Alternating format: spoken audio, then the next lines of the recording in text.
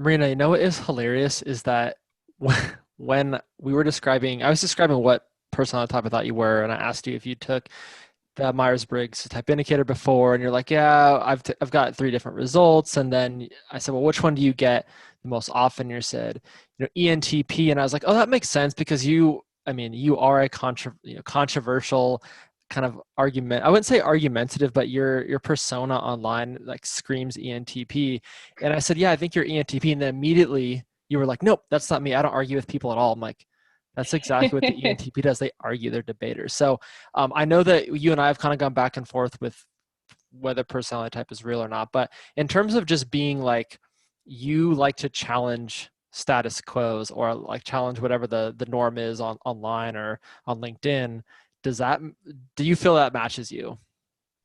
I think the most important thing for me is being true to myself. And I kind of always want other people to be true to themselves. And a lot of time online and on LinkedIn, people are very clearly trying to preach to the choir. They're trying to, virtue signal, all of that. And I'm like, okay, well, if I read one of your posts and you say one thing, and then the next day you're saying something else, you're clearly just trying to, appeal to everybody. You're not being honest. And that's just something I value. So if I see that, I definitely won't shy away from calling someone out and being like, hey, but, to reference the thing you said literally the other day, what about this? Hmm. And I guess the reason I defend myself in saying, well, I'm not always an ENTP according to the test is because I don't like when other people think they know me better than I know Hmm. myself. And when I see that I get a specific result, randomly, and you're like, well, no, you're definitely that. I'm like, but how well do you know me? How many Hmm. times have we talked on the phone? How many times have I shared my life story? So it's those assumptions. And I guess I get more defensive about it online as well, because, people read one of my posts and they're like, oh, you're A, you're B, you're C. And I'm like, well, how do you know? You just see what I want you to see. You just see Mm. one thing. So, where's the Confused. truth? And it's funny because there is another personality, Camille Trent. She's a copywriter. She's an ENTP, and she has like a very similar kind of. There seems to be a controversial way that they're always challenging something. I'm like, they're copywriting, marketing, ENTP. What's the deal there? Like, there has to be a trend with that personality that gets into that because part of marketing has to somewhat be provocative, don't you Hmm. think? Or what do you say to that? Absolutely. Okay. No, absolutely. And I think the biggest thing for me is when I'm writing, even if I'm writing for work, if I'm writing for myself, whatever, there's always some kind of emotion. There's something that has to provoke me to write it, whether it be, my boss saying, hey, write this, or me thinking I want to write this story for myself. There's always some kind of thought, some kind of emotion behind it. Writing, it's fueled by that. It's fueled by passion, whether it be negative or positive. There's always something behind it. So I can definitely imagine that more argumentative, as you say, people are more prone to writing because I don't know. I feel like expressing your thoughts and emotions goes hand in hand with creativity. Hmm. And you would consider yourself are you just creative in the writing space or do you anywhere else? Um, I crocheted a scarf recently, so Okay. that was a new manifestation of my creativity. Outside of that, I also model, and I feel like when I do photo shoots, that's definitely a creative thing for me because I know it sounds very basic standing in front of a camera, but there's more to it and it is fun. You do smoke bomb shoots, you do something in nature, you do something in a city, you're trying to find like what looks and feels nice artistically and aesthetically. So there's definitely a creative aspect to it. So I think that's also a place where my creativity manifests itself. Okay. What is your LinkedIn strategy? It started with me literally planning everything. I would, over the course of a week, I would write things in my email drafts because it felt easier to keep things there. Okay. And I would be like, okay, at this time, I'm going to post every day, every other day, whatever. But I realized that my posts still weren't performing consistently. Sometimes they'd really take off, other times, 5 likes and they'd flop. So I just kind of realized that I shouldn't treat it so much like a job. I just started posting what's on my mind, what I'm thinking. And because I like to believe that my writing is creative, my marketing is creative, that all ties back into what I do. So even if I'm writing about, I wrote about the weather yesterday, I I still had my style of writing to go with it. So people can still tell how I write, how I tell a story. So that helps my personal brand. But at the same time, I'm not trying to write about topics that, I expect to appeal to people. I'm just, staying honest to myself and to everyone else, being authentic, as we mentioned. So I think at this point, I just kind of write about what feels right in the moment and people seem to like it. So, so far, so good. Is your strategy sort of, I had learned this through like seeing copywriters post, and is the strategy that you follow the one that's like copywriting is just to get them to read the next line? Is that kind of Yeah, like the first commandment of copywriting and good marketing, or what? I think so, because there's so many people online who claim to be copywriters, marketers, who just want their content out there, content creators, all of that. And while I do believe that all of them do have that creative aspect to them, not everybody can get people's attention for more than like 0.2 seconds. And that's really all you have, because you're scrolling your feed, there's like thousands of people there. You're seeing your first degree connection, second degree, third degree, and you want something that'll get your attention, because otherwise you're just going to keep scrolling until you Hmm. find something that does. So it's very much getting people's attention in that first line, and after that, having them recognize your name, recognize your content. A recent sales book I read was like, you need to literally like bludgeon people with crazy like words. You need to like say, it needs to start out with like F you, read this right now. They're like, Yeah. what? I need to look at that. Oh shoot, that was really good. Like you got me. And it's like, even though people might consider it clickbait, like I wonder if there's a, like, people don't like clickbait. They're like, I'll never click on it, but they do, because obviously Of people wouldn't write course. clickbait if people didn't engage. So do you feel like that's not your style, but do you feel it's effective to write in that, like, you just got to hammer people with crazy copy?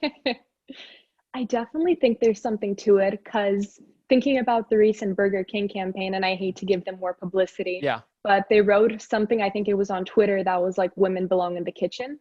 And obviously that got people to respond, whether it be positive or negative. People were like, oh, like that's something you don't see every day on Twitter from, Burger King. Yeah. And it got them publicity, and it got people talking about the scholarship program they were actually advertising.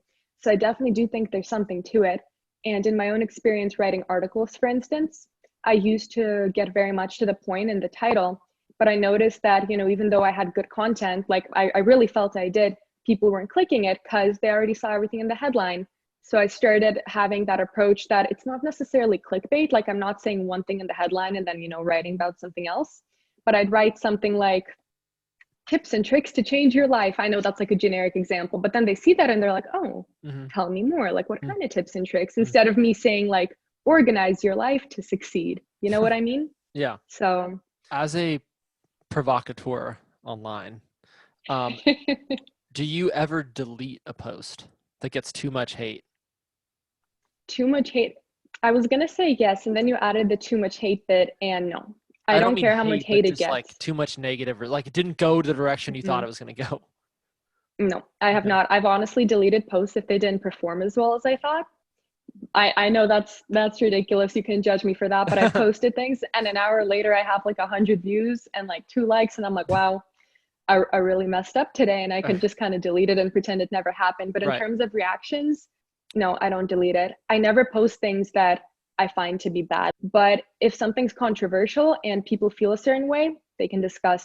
I might stop responding if I feel like it's getting very accusatory, or if they're just, going for the ad hominem attacks. But I won't delete a post. If you have something to say, go ahead and say it. Your boss is going to see it. Your mom's going to see it. Your kids are going to see it. That's not for So me to deal your with. kids are going to see it. Yeah, so. Okay, that's funny. Now, I think you and I, kind of in doing some show prep for this, we had kind of discovered that we align kind of on the philanthropic side of our lives, when we both are kind of in this. We both support like these anti-human trafficking initiatives, Mhm. and recently you kind of helped me with my own Etsy store, to write some better copy than what I had, which was great, because I was like, Mhm. what am I gonna, like, I don't I there's more here, but I can't say it. So thank you for helping me there. But You're I realized welcome. that like one of the marketing campaigns I was implemented right now was like a 5% donation of every poster sold to anti-human trafficking organizations and Mhm. fighting big porn and all that. So how did Mhm. you get involved with that as well? So when I got into my undergraduate studies, I initially wanted to study economics. That's what interested me most. But to diversify, I kind of decided, I'll try an international relations class, nothing to lose. I'm like 19, all my years of school ahead of me. And we had a lecture who talked about human trafficking. And I went to school in Southern California. You very much see yourself as living in this developed, advanced place where this shouldn't be an issue. But she really revealed to me and everyone else, that human trafficking is a huge thing in the developed world. It's not just something like in the distant lands that you never hear of. It's very much real and around us in the US, in California, and Hmm. all those big cities. And I was like, oh, wow, that's a serious problem. And having worked at a library for a couple of years before then, I realized I read a lot of books on human trafficking without really realizing it, because I kind of just went through all the books while I was there. And I was like, okay, I know a lot about this topic, and that's kind of rare that I feel like I know so much about something. So I talked to that lecturer, and I was like, hey, do you think there's hope for finding a career in anti-human trafficking for me if I decided to pursue this as, a career? I know it's been one lecture, but still. And she was like, absolutely. There's so much non-governmental work. There's so much governmental work, policy development. And I was like, oh, that's actually super neat. So I went to research it, and I think within months I was switching my major, and my family was absolutely shocked. They were like, what are you doing? You wanted to be a business owner? And I was like, well, this is a real issue, and I know a lot about it, and I want to know more about it, and I think I can help in the fight against it one day. So that's how I ended up doing that. And I went to do my master's in the Netherlands, and I was writing my thesis on anti-human trafficking policy in the Netherlands and the failures and successes thereof. So that's kind of where I'm at now. And I'd like to pursue work in that field later on as well. About. God, there's so many issues. There's so many NGOs out there, and there's so many causes, and like I'm always skeptical of causes, but Mm-hmm. like there's this is probably one that I'm like really on board with, especially just because Mm-hmm. like the millennials and then like the generation like Gen Z, like there's two things that are tied together that are detrimental: trafficking and porn, and they're the Yeah. same thing basically. I mean, Yeah. and just like the over reliance, like as if we become more isolated in social media and we move more towards like relationships are all online, and you move towards that, like you're going to the insidious relationship between big porn and trafficking is like Mm-hmm. super obvious. So like it is definitely going to affect my generation, your generation, and then even younger. So uh, we have to do something about it. It's just like not, I don't know. It doesn't get as much attention as like the environment, even though like it's directly Yeah. affecting people like way more right now.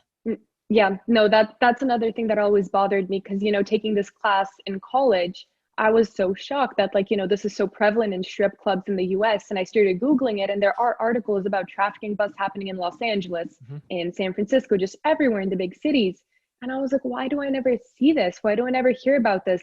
This is such a big deal, affecting people, of all ages, a Hmm. lot of minors as well, but it's never making the headlines. It's always save the environment, which, I agree, let's Sure. save the environment, but why are we ignoring this issue? These are all big, important issues that should all get equal attention, but somehow they Love don't. that. I like how this conversation has just gone like ENTP, marketing, trafficking. you know, it'd be like that sometimes. It'd be like that sometimes. It really So, does.